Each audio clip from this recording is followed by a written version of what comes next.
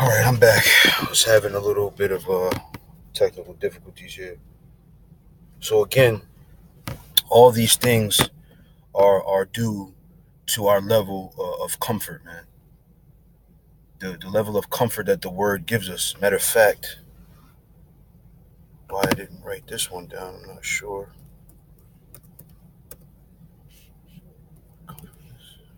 Is that how it's spelled? I think it's John 14. So let me go up a little bit.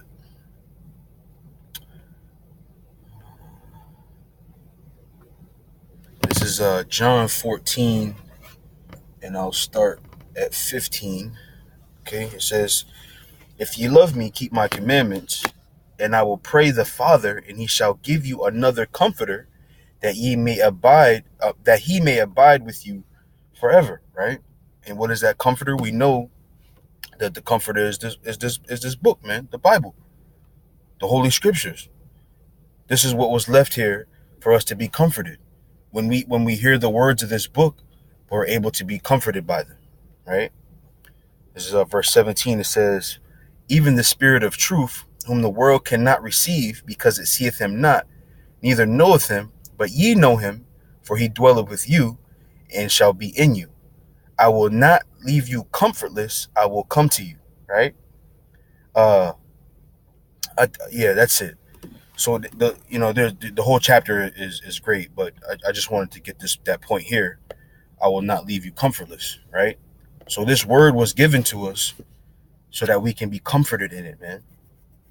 So when it comes time to have that same level of disregard for persecution that the Lord Yahweh Shai had, we can do it knowing what the outcome is, right? Because I spoke about how the Lord Yahweh Shai was able to endure those things, right? Check this out. What is it? It's John. No, let me see. Is it John? Yeah, John 17 and 5.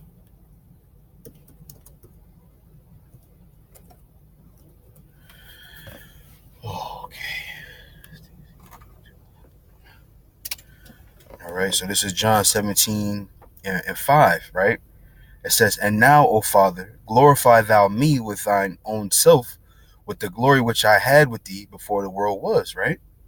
So the Lord Yahushua knew this, man. He knew that after all the persecution, after all the tribulation, and after all the work that he did, that he was going to have glory. He was going to be glorified. And that comforted him, man. Let me see. What is that? Unrighteous. I think that's how it goes. Yes, Hebrews 6 and 10, it says, "For the Most High is not unrighteous to forget your work and labor of love, which ye have showed toward his name, and that ye have ministered to the saints and do minister." Right? So if we know this, right, and we know that the Lord makes good on his word, then we can be comfortable knowing that our work is going to lead to our glory, man, to our being glorified. Right? Now, it's not guaranteed, right? This is why the scriptures say to give diligence to make your calling and election sure. But we know that the elect are going to be delivered. We know the elect are going to be glorified, right? So let me go here to this list again. Um, right. So what I wanted to talk about, right, was because the elder apostle, he touched on it too. Was the cornerstone of our faith was the fact that we're going to in so many words get our revenge, man.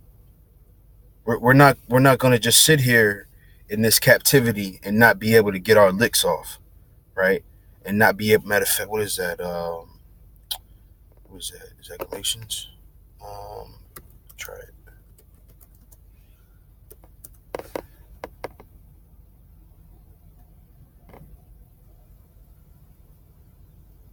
No.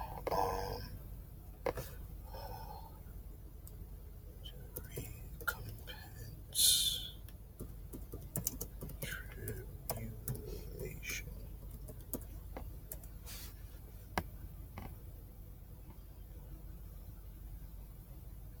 Second Thessalonians 1:6. Right? So it says this, seeing it is a righteous thing with the Most High to recompense tribulation to them that trouble you. You see? That should be comforting to you, to know that the Lord is going to allow you to get revenge. Or let me say it a better way. Knowing that the Lord will avenge you. He will avenge you. And that's a good feeling.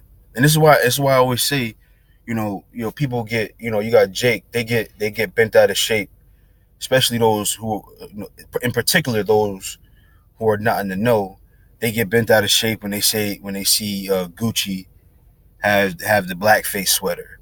They get bent out of shape when a black person gets treated unfairly in the grocery store. They get bent out of shape when the cops is killing black people or so-called black people and so forth and so on. They get bent out of shape with these things because they think that this is it. They think that this world, in the way that it is as good as it's going to get, and that matter of fact, let me go to this while I'm thinking of it.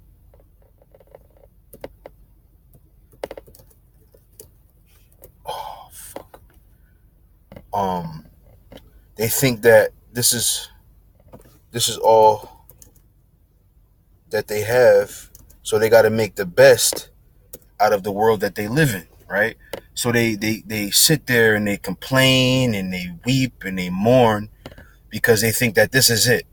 All we have, there is no life after this. There is nothing better than this.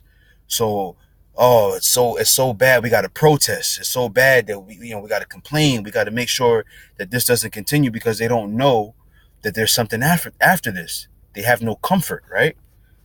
But check this out. This is it's for the very next verse, Second Thessalonians 1:7. Wow. It says, "And to you who are troubled, rest with us, when the Lord Yahweh Shai shall be revealed from heaven with his mighty angels." Let me go up in here. In flaming fire, taking vengeance on them that know not the Most High, and that obey not the gospel of our Lord Yahweh Shai HaMashiach, who shall be punished with everlasting destruction from the presence of the Lord and from the glory of his power, when he shall come to be glorified in his saints and to be admired in all them that believe, because our testimony among you was believed in that day. You see? But they don't have this. They don't have a testimony to believe in. They think that this is it. That Jake is content with complaining, man. And they just and really that's all they do. You got, your D.L. Hughley's of the world, and you got your, all these other activists. I'm thinking of D.L. Hughley. I listen to him a lot. And Jake is just, content with complaining about what's happening to them.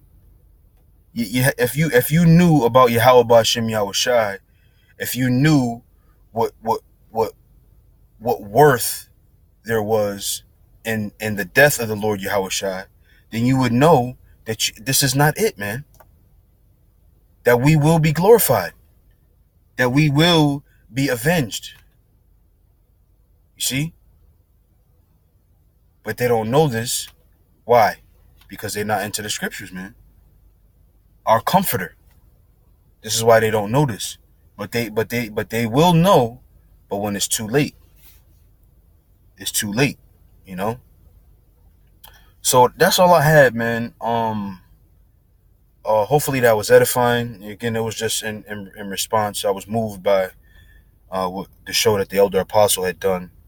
Again, I hope this was edifying. And until the next time, I say shalom.